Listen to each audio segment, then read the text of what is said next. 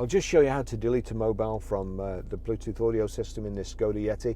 From any screen, you can either go to telephone, like so, or into menu, but at the bottom there you see setup. Click setup. You've got select telephone and Bluetooth. We want Bluetooth.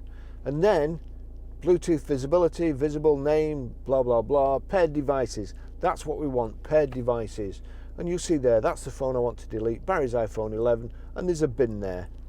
Click the bin, and then we have to delete, click delete as well, and it's gone. So that's, once you've got into the setup thing, it's quite difficult. Lots of people ask me on the internet how to do that. That's how you do it.